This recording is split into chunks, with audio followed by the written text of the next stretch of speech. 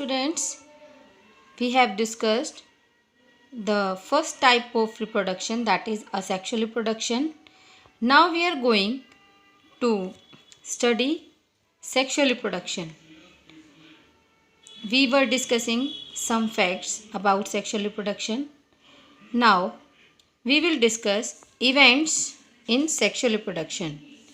You know very well the events of sexual reproduction are three types: pre-fertilization event, fertilization event and post-fertilization event. मतलब fertilisation से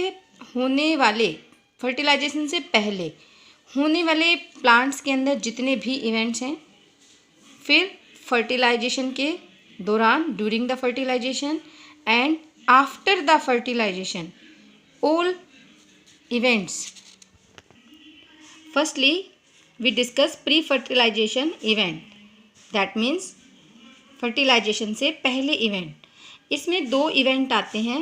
पहला आता है gametogenesis और दूसरा आता है gamete transfer. Now, first is gametogenesis.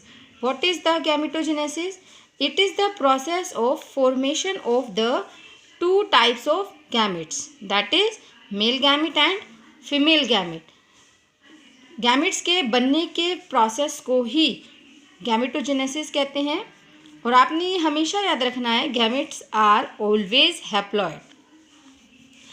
Gametes are of two types, isogamete and heterogametes. Isogametes, that means the gametes which are so similar in appearance. For example, in algae, these are the two gametes which are similar, and this is the example of cladophora, which is an alga. Next is heterogamete. Hetero means different. When gametes are morphologically distinct type, जो देखने से ही अलग अलग लगेंगे, अलग अलग उनकी morphology होगी, तो इस तरह के gametes are called heterogametes. For example, male gametes are called anthrozoids in lower plants and sperm in animal, and female gamete, egg, this word is used in both plant and animal. Or ovum is used only in animal. Heterogametes are of two types, anisogametes and oogametes. Anisogametes, the gametes which are morphologically same but different in size. जो morphologically तो same होंगे लेकिन उनका size में different होगा, तो इस तरह के गैमेट्स को हम अनाइसोगैमेट्स बोलते हैं. For example, Fucus which is an alga, and you will see the female gamete is larger than male gamete. They are similar in morphology but they are different in size. Next is oogametes. oogametes, इसमें morphologically भी as well as in size, morphologically भी different होंगे और size के according भी both are different. ज़्यादातर इसमें क्या होता है, फीमेल गैमेट जो होता है वो नॉन मोटाइल होता है. Non motile that mean it can not move, but the male gamete is motile, it can move. जैसे ये आप देख रहे हो, इन ह्यूमन बीइंग में मैंने एग्जांपल लिया है. It is the sperm which is male gamete and this is the ovum which is female gamete. You see this tail, it helps in moving this sperm.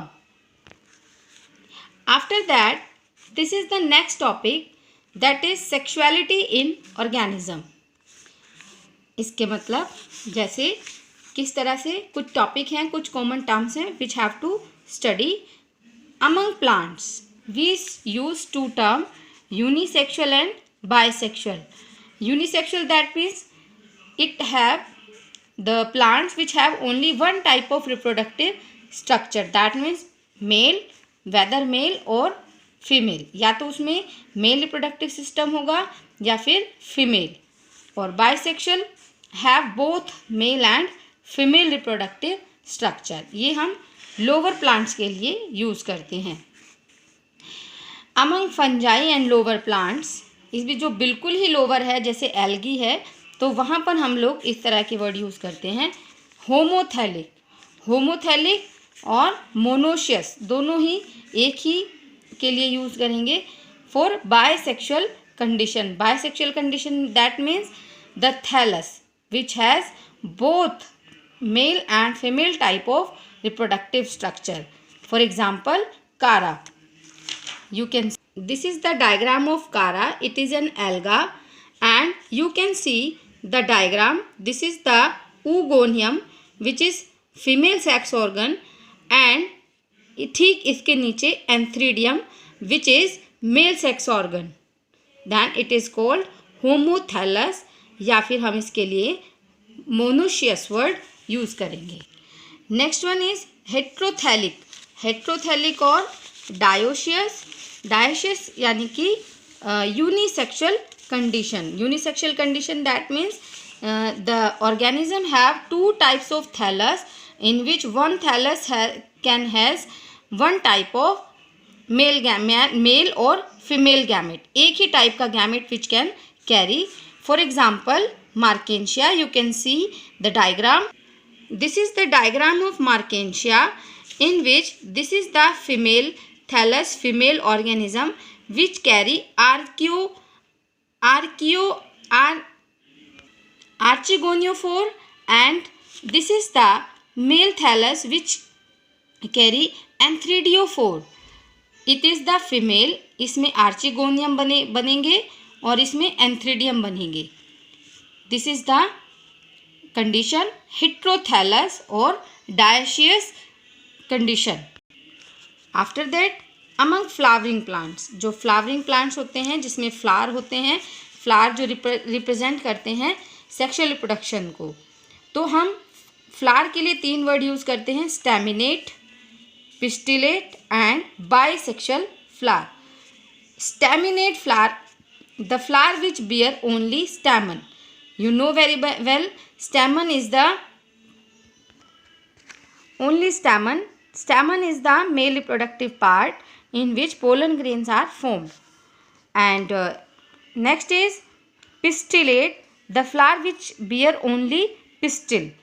Pistil is female reproductive organ in which stigma, style, ovary. There are 3 parts. And the bisexual flower is that having both stamen and pistil, जिसमें pistil भी होगा और stamen भी होगा. For example, sweet potato. This is the diagram of a bisexual flower. You can see the pistil. This is the pistil. This is the stigma, style, and this one is ovary. And this is the stamen in which you see this is the anther and this is the stamen की जो filament होता है, this is the filament and this is the flower of sweet potato which is shows bisexual flower. After that in flowering plant we can use these 2 terms, monoecious and dioecious. अब monoecious flowering plant उनको कहेंगे the plant which can carry both type of flower, pistillate भी और staminate भी. अलग अलग तरह के, दोनों तरह के जो मेल फ्लावर हैं, फीमेल फ्लावर हैं, दोनों ही एक ही प्लांट पर लगे होंगे, तो this is called monoecious flowering plant. And example cucurbits. Cucurbit जिसमें आप एग्जाम्पल में पढ़ते हैं, जैसे आपने ये हमारा ये पम्पकिन आता है, तो ये कुकर बीटा इसी फैमिली का है, और कोकोनट्स.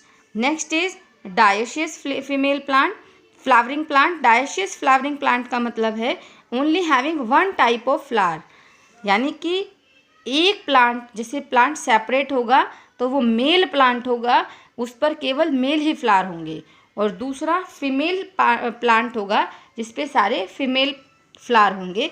इस तरह की कंडीशन को डायोशियस कंडीशन बोलते हैं. For example papaya and date palm. Animals में हम किस तरह के वर्ड यूज़ करते हैं? एनिमल में हम unisexual and bisexual word use करते हैं.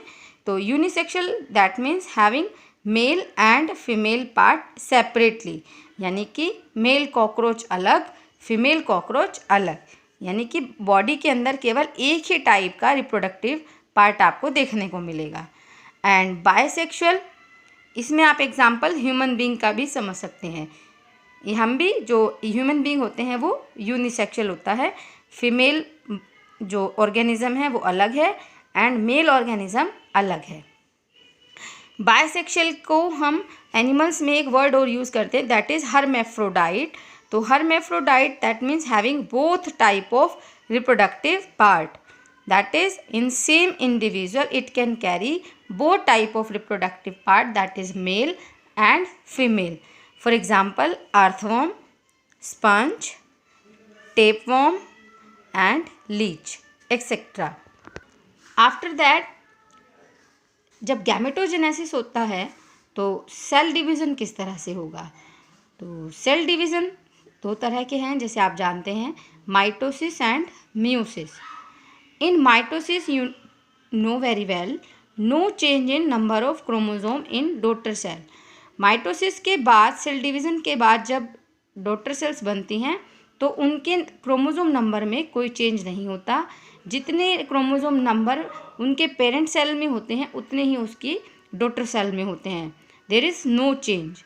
But in meiosis number of chromosome becomes half. जो नंबर है क्रोमोसोम का वो हमेशा आधा हो जाता है इन डॉटर सेल। अगर पेरेंट सेल में 42 हैं तो डॉटर सेल में 21 रह जाएंगे आफ्टर मियोसिस।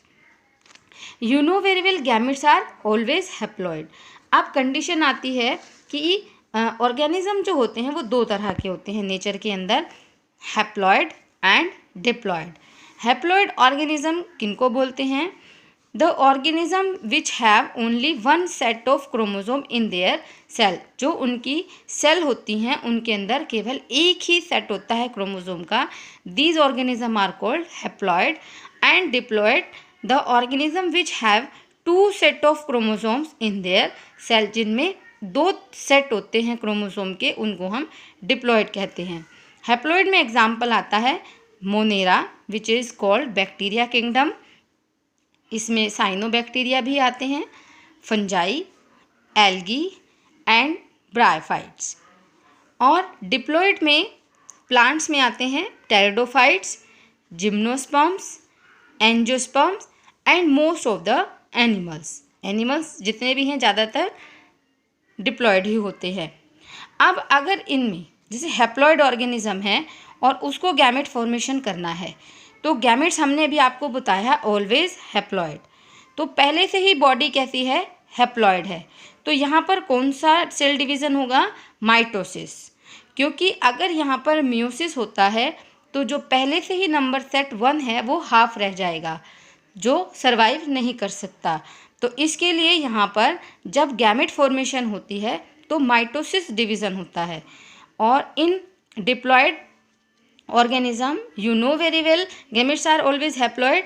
तो यहाँ पर गैमेट फॉर्मेशन होने के टाइम मियोसिस होएगा और मियोसिस में अपने पेरेंट से हाफ उनका नंबर हो जाएगा और मेल एंड फीमेल गैमेट बनेंगे। और जब मेल और फीमेल गैमेट आपस में मिलेंगे तो फिर वे दोबारा डिप्लॉइड हो जाएंगे। तो इसके लिए डिप्लॉइड सेल्स में, डिप्लॉइड एनिमल्स में, डिप्लॉइड ऑर्गेनिज्म में कुछ स्पेशल सेल होती हैं जिनको हम मियोसाइट्स बोलते हैं। इन मियोसाइट से ही मियोसाइट यानी कि जिस सेल के अंदर मियोसिस होना है, दीज आर कॉल्ड मियोसाइट्स। इनको हम गैमेट मदर सेल भी बोलते हैं। और मियोसाइट ही आगे जा कर के मियोसिस करके गैमेट फॉर्मेशन करती हैं। तो मियोसाइट जो होंगी उसमें हमेशा जो नंबर होगा डबल होगा और गैमेट जब बनेंगे उनका वो नंबर जो है हाफ हो जाएगा। यहाँ पर मैं आपको एक टेबल दिखा रही हूँ, ये टेबल आपने देखनी है। This is the chromosome number in meiocyte. मैंने अभी आपको बताया meiocyte is always diploid that is 2n and gametes are always haploid that is n। तो यहाँ पर कुछ ऑर्गेनिज्म के हैं और यहाँ पर आपको फिल करना है इनको, इट इज़ योर होमवर्क। तो यहाँ पर पहले मैं आपको बता देती हूँ कैसे करना है। इन एग्जाम्पल ह्यूमन बीइंग की जो नॉर्मल सेल होती हैं उनमें 46 क्रोमोसोम नंबर होता है और मियोसाइट के अंदर भी 46 हुआ। और जब गैमेट फॉर्मेशन के टाइम इनमें मियोसिस होता है तो ये हाफ रह जाता है और 23 इसका नंबर रह जाता है। इसी तरह हाउस फ्लाई के अंदर 12, मियोसाइट में 12 होता है। और आप खुद बताओ यहाँ पर कितना होगा। Yes, you are right, that is 6. Now you have to complete this table in your notebook.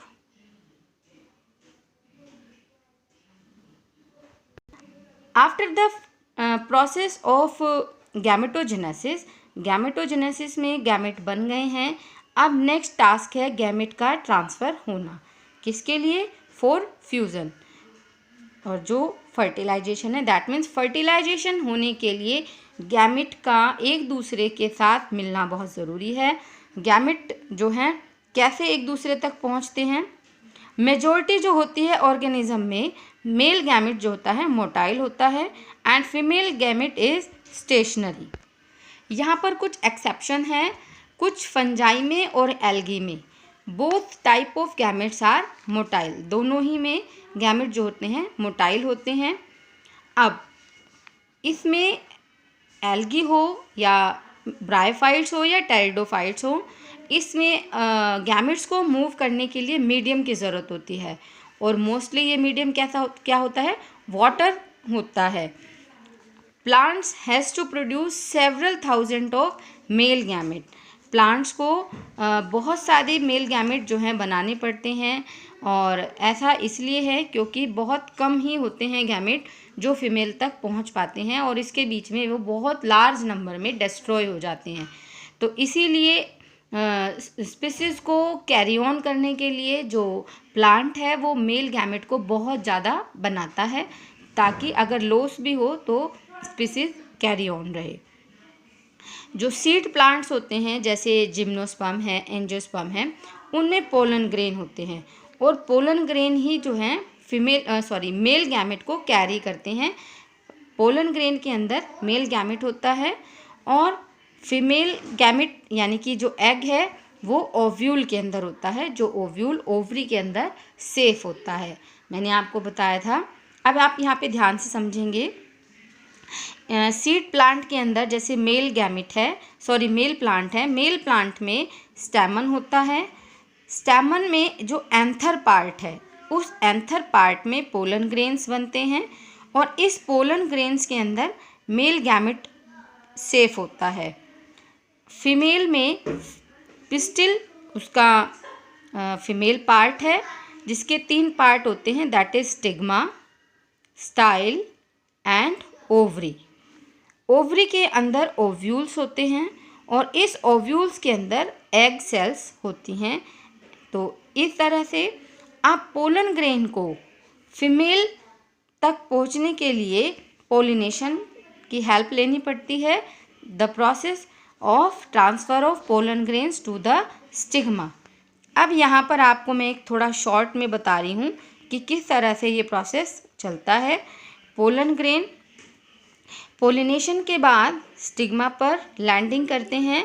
यहाँ पर जर्मिनेशन होता है पोलन ग्रेन्स का, और पोलन ग्रेन जो होते हैं they develop pollen tubes which carry male gametes. अब यहाँ से ये पोलन ट्यूब होती हुई स्टाइल से होती हुई ओव्यूल तक पहुँचती है, और ओव्यूल में एग के नियर हो जाने के बाद ये जो मेल गैमेट्स हैं ये डिस्चार्ज हो जाते हैं, और फिर इनका फ्यूज़न हो जाता है male gamete with egg cell यानी फीमेल गैमेट, और फर्टिलाइजेशन के बाद जाइगोट बनता है। तो ये एक नॉर्मल कॉमन प्रोसेस होता है इन flowering plant. After that, next process is fertilization. It is the next step. You know very well, fertilization is the process of fusion of male and female gamete to form zygote. Is called fertilization or syngamy. Syn that means fusion, gamy माने gametes.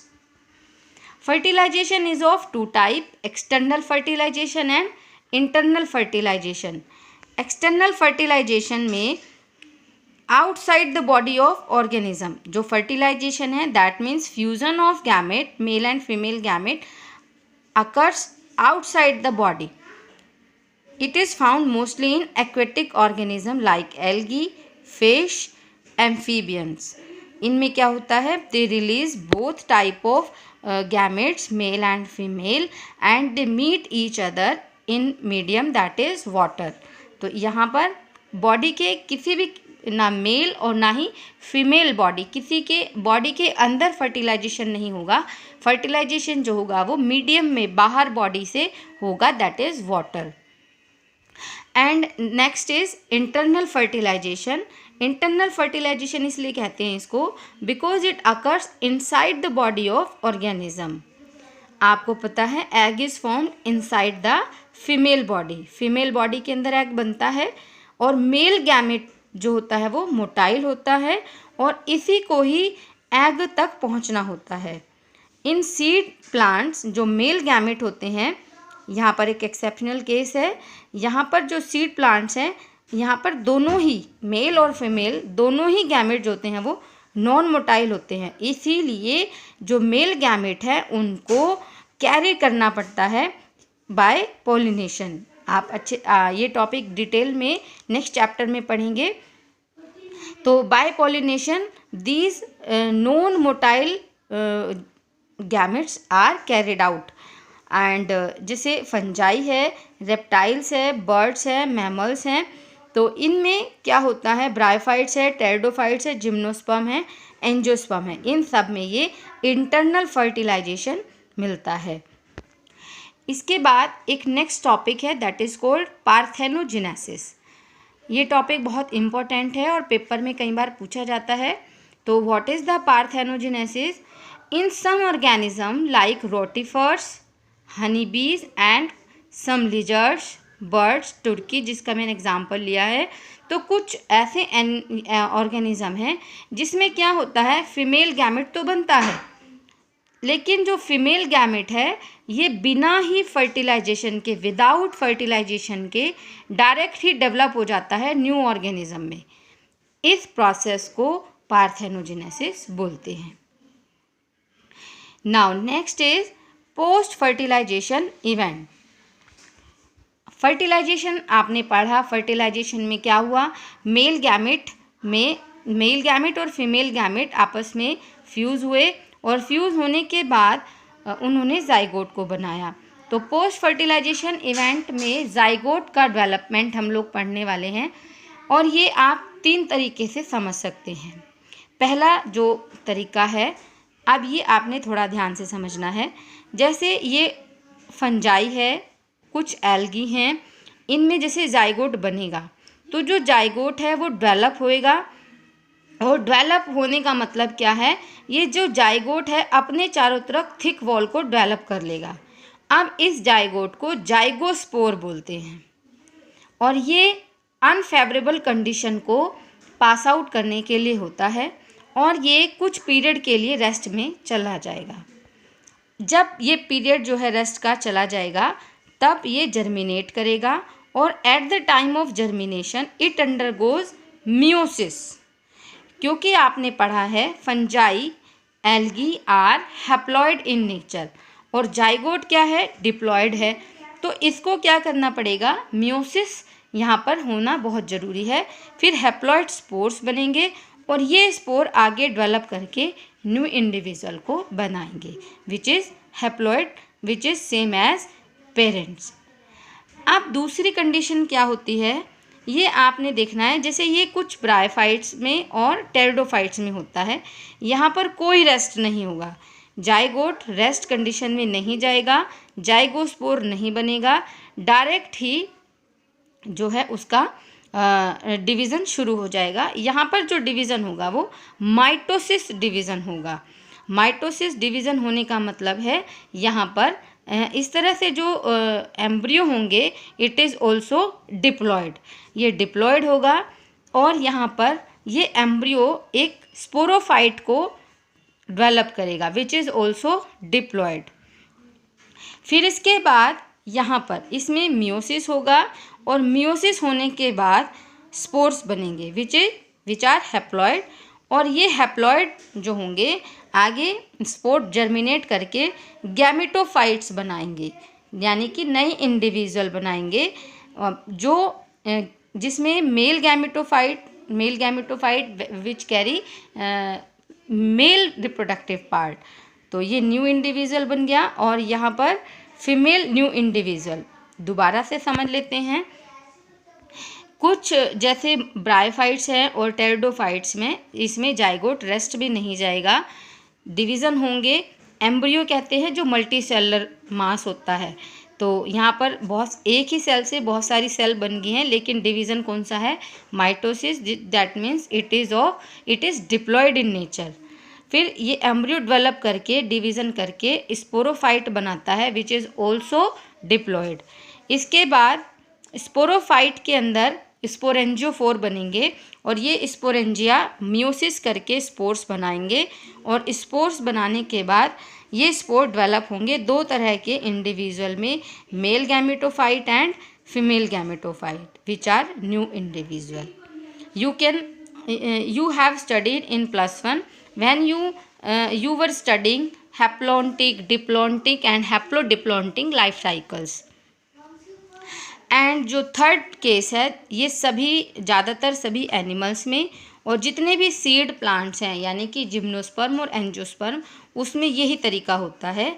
इसमें जैसे zygote बना तो zygote mitosis करेगा, क्योंकि ये most animals और seed plants diploid होते हैं नेचर में, तो यहाँ पर जो डिवीज़न होगा वो माइटोसिस होगा, क्रोमोसोम नंबर में कोई चेंज नहीं होगा। फिर जाइगोट एम्ब्रियो में डेवलप होगा और इस प्रोसेस को बोलते हैं एम्ब्रियोजेनेसिस।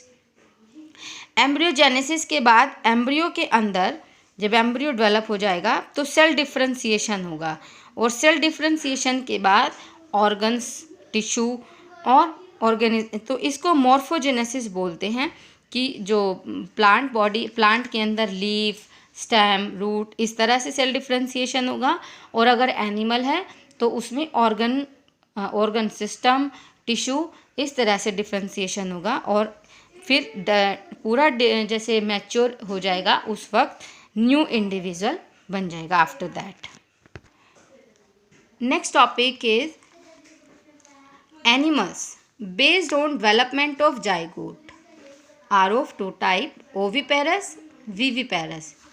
ओविपेरस जैसे रेप्टाइल्स हैं, बर्ड्स हैं, दे ले एग्स, यानी कि जो इनका फर्टिलाइज्ड एग है तो ये फर्टिलाइज्ड एग रिलीज़ करते हैं बॉडी से और जो बाकी का जो डेवलपमेंट है वो एग के अंदर होता है, ना कि इनसाइड द फीमेल बॉडी।